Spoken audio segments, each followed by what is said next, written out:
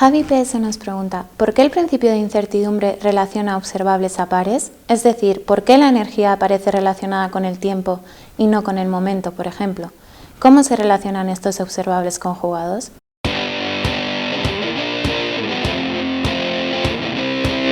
En mecánica cuántica, los observables son las cantidades que podemos medir en un experimento, por ejemplo, la energía, la posición, etc.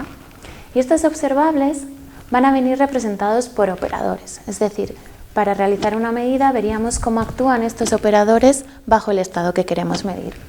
Estos operadores los podemos pensar intuitivamente como si fuesen matrices. En particular van a compartir una de las características de las matrices, que es que pueden no conmutar. Por ejemplo, si yo cogiese estas dos matrices sencillitas de aquí, puedo calcular el producto A por B, que me daría este resultado, y puedo calcular el producto en el orden inverso, que sería B por A, y me daría un resultado distinto. Entonces, estas matrices vemos que no conmutan. La cantidad que nos dice si las matrices conmutan o no se llama el conmutador, que está definido como la resta entre los productos en distinto orden, y entonces si este conmutador es distinto de 0, diríamos que las matrices no conmutan. Pues bien, ¿qué nos dice el principio de incertidumbre? Nos dice que si tenemos dos observables, A y B, cuyo conmutador es distinto de 0, van a tener esta relación de incertidumbre entre ambos. Lo que nos dice esta relación es que el error en la medida del observable A está relacionado con el error en la medida del observable B. Entonces, lo que significa esto es que no vamos a poder medir A y B con precisión infinita simultáneamente.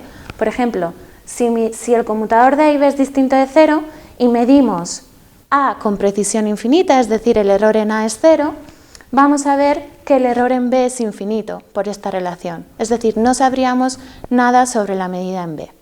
Otra de las preguntas es ¿por qué el principio de incertidumbre nos relaciona a los observables a pares?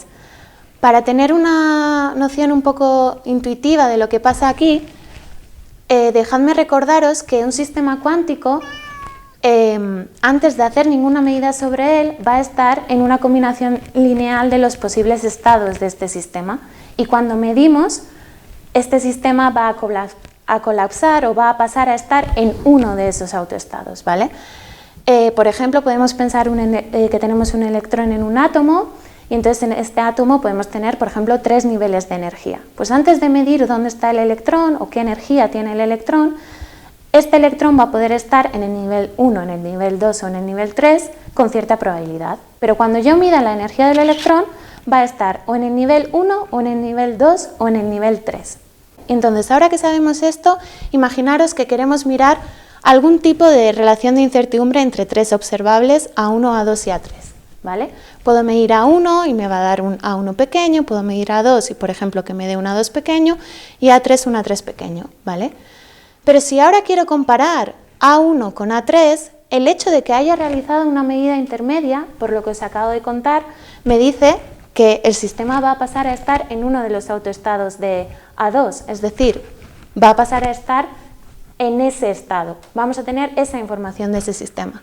Entonces, no puedo comparar A1 y A3 porque esta medida intermedia ha hecho que perdiese toda la información de A1. Entonces, lo que podríamos hacer sería comparar A1 con A2 o A2 con A3. Pero esto es para daros un poco una noción intuitiva de cómo funcionan las medidas y de por qué comparamos observables a pares. Una vez dicho esto, quería poneros el ejemplo más sencillo cuando se habla del principio de incertidumbre, que es la incertidumbre entre la posición y el momento, ¿vale? Que tienen esta relación de aquí. Esto lo que nos está diciendo es que la incertidumbre en la posición está relacionada de esta manera con la incertidumbre en el momento.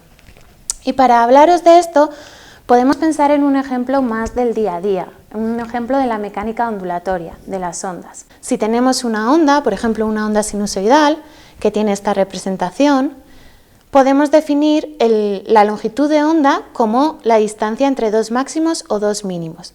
Y esta longitud de onda va a estar relacionada con el momento de la onda. Entonces, si yo represento el seno de k por x, voy a tener una onda con momento bien definido, pero si me preguntaseis en qué posición está la onda, no sabría responder porque esta onda comprende el intervalo de la posición entre menos infinito y infinito. Entonces, ¿qué puedo hacer para tener un objeto con la posición mejor definida? Pues bien, podría coger diferentes ondas con diferentes longitudes de onda y superponerlas. Al hacerlo, estas ondas van a interferir y vamos a tener puntos en los que las amplitudes se suman y puntos en los que las amplitudes se restan. Entonces, sumando la suficiente cantidad de ondas con distintos momentos, podría llegar a tener algo de este tipo, que sería un paquete de ondas. ¿Qué pasa aquí? Que la posición es 0 en la mayor parte de la onda y tenemos un rango de posiciones pequeños en los que la amplitud es distinta de 0.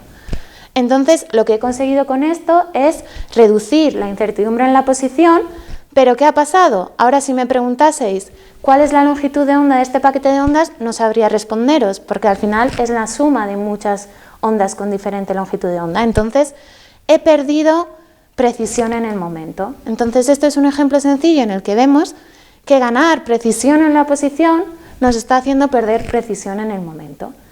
Y este comportamiento es muy importante en mecánica cuántica porque todas las partículas tienen una longitud de onda asociada. Tenemos un comportamiento que es ambos partícula y onda. Por ejemplo, para ver el comportamiento ondulatorio del electrón podéis buscar el famoso experimento de la doble rendija, del que hay muchísima información en Internet.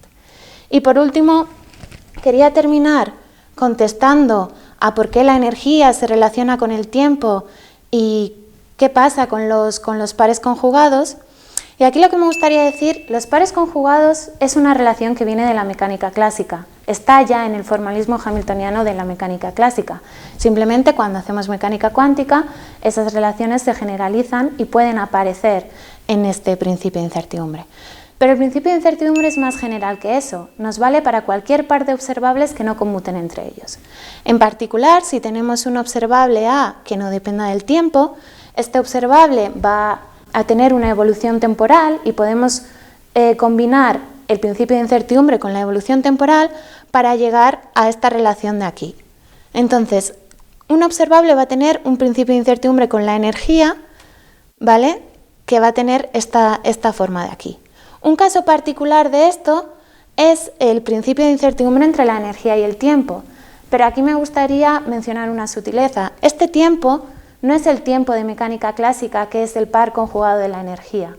Cuando hacemos mecánica cuántica, el tiempo no va a ser un observable, sino un parámetro. Los observables van a evolucionar con el tiempo. En este caso, este tiempo que nos aparece aquí, por ejemplo, podría ser, si medimos la energía de una partícula, el tiempo que tarda esta partícula en desintegrarse. Y entonces, eso es lo que nos aparecería en esta relación de incertidumbre entre la energía y el tiempo. Pero dejadme terminar diciendo que, como vemos aquí, también podríamos tener un principio de incertidumbre entre la energía y la posición, o la energía y el momento, o la energía con muchos tipos de observables, si estamos en el caso en el que no conmutan y en un estado en el que esta relación se cumpla.